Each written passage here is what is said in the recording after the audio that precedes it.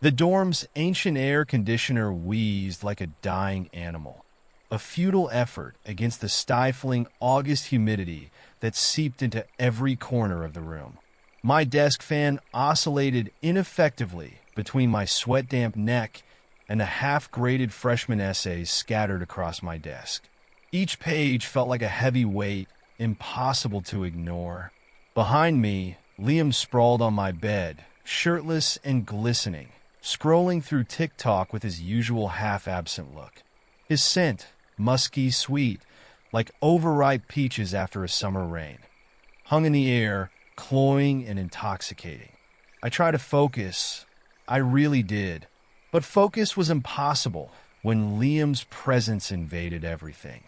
The rustling of his sheets, the occasional low chuckle at something on his screen, the way the dim light from my desk lamp caught the sharp angles of his face, turning shadows into something almost sculptural. It had been this way all summer, ever since his breakup with Clara. At first, it was just late-night rants about her toxic vibes and how she'd stolen his favorite hoodie. Then it became pizza boxes and PlayStation marathons, his laughter echoing off the cinderblock walls. But somewhere between May and August, the energy shifted. The casual shoulder bumps lingered a second too long. His jokes about my professor vibes took on a sharper, teasing edge. He started stealing my hoodies, wearing them around the dorm like they were his, stretching the sleeves out as he pulled them over his knuckles. And now, here we were, trapped in a room that felt smaller every day, the air crackling with something neither of us dared name. "You're typing louder than my mom's knitting needles," Liam drawled, his voice lazy but edged with something playful. His legs tangled in my sheets, toes flexing against my pillow. He kicked the back of my chair lightly. "Take a break, man. You look like a ghost." I didn't turn around. I couldn't. I have 12 more papers on Wuthering Heights trauma tropes. Unless you want to explain to my advisor why I'm slacking off. Liam let out an exaggerated groan as the bed springs creaked. A moment later, his chin found its way to my shoulder, his breath warm against my skin, his chest pressing solidly against my back. I tensed. He was always close, always pushing limits, but never stepping over them. Until tonight. "Please," he breathed, his lips brushing the sensitive edge of my ear just barely. A shiver snaked down my spine. We'd played this game before, Liam weaponizing proximity, me pretending indifference. But tonight, everything felt different. Dangerous. The air between us thickened, charged. My pulse quickened, my grip tightening on my pen. I couldn't look at Liam.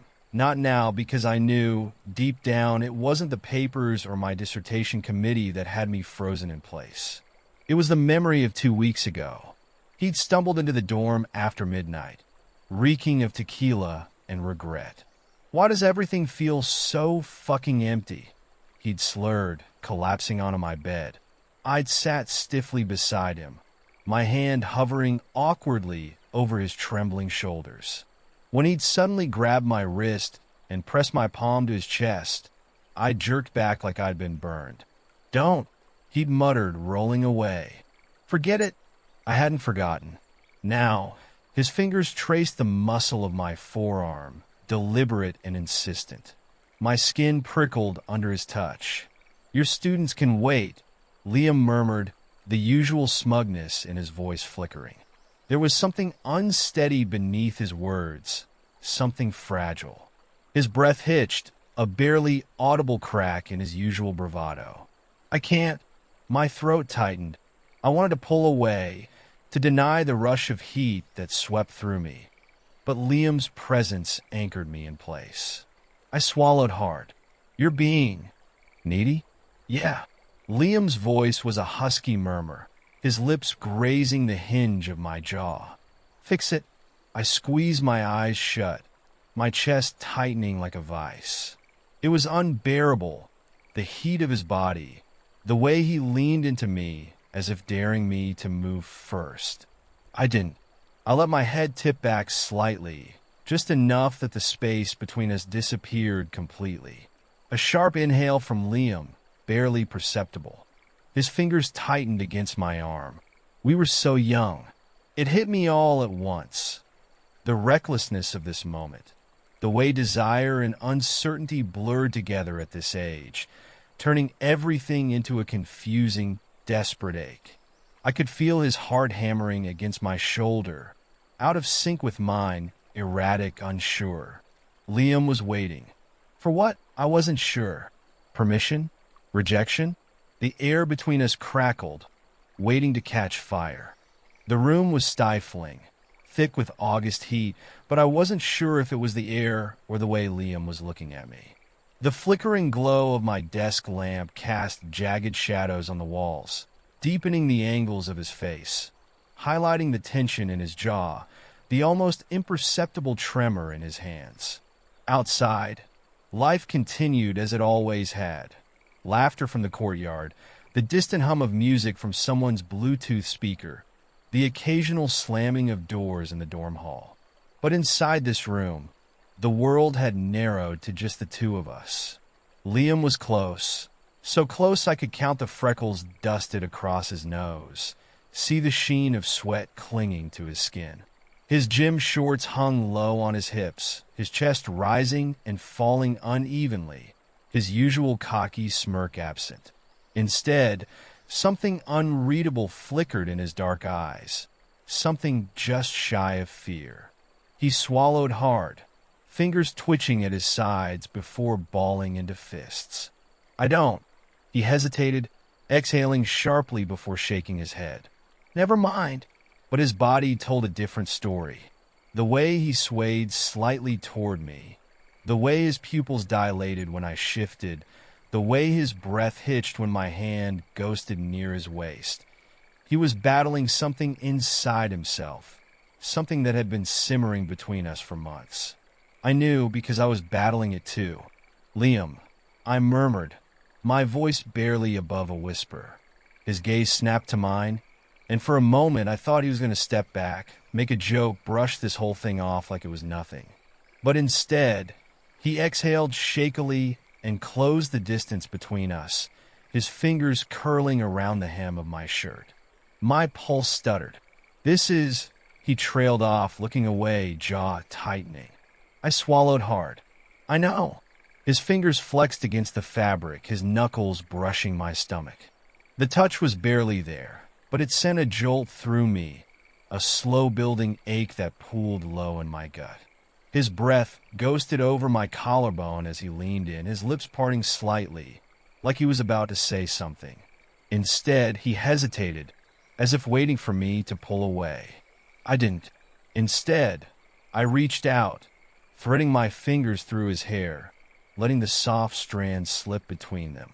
Liam let out a shaky exhale, his forehead pressing against my shoulder, his body suddenly unsteady. I don't know what I'm doing, he admitted, so quietly I almost didn't hear him. Something tightened in my chest. It's okay, I murmured, brushing my thumb over the back of his neck. Neither do I. He let out a breathless laugh, a short, shaky thing. Then slowly, hesitantly, he tilted his head up, his nose brushing against my jaw. The air between us felt charged, heavy. Then he kissed me. It wasn't careful or soft. It was desperate, like he'd been holding himself back for too long and had finally lost the fight. His hands found my face, fingers pressing into my jaw, thumbs sweeping over my cheekbones. His mouth was warm, urgent, and I could feel his pulse hammering just as wildly as mine. I groaned against his lips, my hands finding his waist, his skin burning beneath my fingertips. He shuddered at the touch, his grip tightening like he was afraid I'd disappear. The bed creaked beneath us as we stumbled back onto it, my back hitting the mattress as Liam hovered over me, his breath uneven. He braced himself on either side of me, muscles tense, his body radiating heat. I let my hands trail up his sides, feeling the way his stomach muscles clenched beneath my touch. He bit his lip, eyes dark and searching, as if waiting for me to tell him to stop. I wouldn't. I couldn't. Instead, I pulled him down, capturing his lips again. He let out a sharp breath, his hands finding my wrists, pinning them against the mattress. His grip was firm, but not rough, like he needed to ground himself, like he needed something solid to hold on to. His mouth moved to my jaw, my neck, his breath hot against my skin. Every touch left a trail of fire in its wake. Every shift of his body against mine sent another pulse of heat through me. Liam. I breathed, my fingers tightening around his wrists. He tensed slightly, his forehead pressing into my shoulder. He cut himself off, his voice unsteady. I don't want to think tonight. I swallowed, chest tightening. Then don't, I murmured, tilting his chin up so our eyes met. Just be here. Something flickered in his expression. Something fragile. Something hesitant. Then slowly he nodded, and for the first time, he let go. His lips met mine again, softer this time, less frantic, more certain. His hands moved, trailing over my arms, my sides, his touch slow and deliberate. He wasn't just reaching for me, he was memorizing me. I let my own hands explore in return, tracing the curve of his back, the sharp lines of his shoulder blades, the dip of his spine. Every touch made him shiver, made him press closer, like he wanted to disappear into me entirely. I understood the feeling. Liam let out a quiet noise when my fingers dipped lower, his body reacting before his brain could catch up. He buried his face in the crook of my neck, his breath ragged. Ethan, he murmured against my skin. I hummed in response, running my fingers up his back, feeling the way he trembled under my touch. I don't. He hesitated, his voice barely above a whisper. I don't want this to be a mistake. I froze, my chest tightening. It won't be, I said quietly. Liam exhaled, nodding slightly, but I could still feel the tension in his shoulders. He was still afraid of what this meant, afraid of what came after. I didn't have the answers, but right now in this moment, none of that mattered.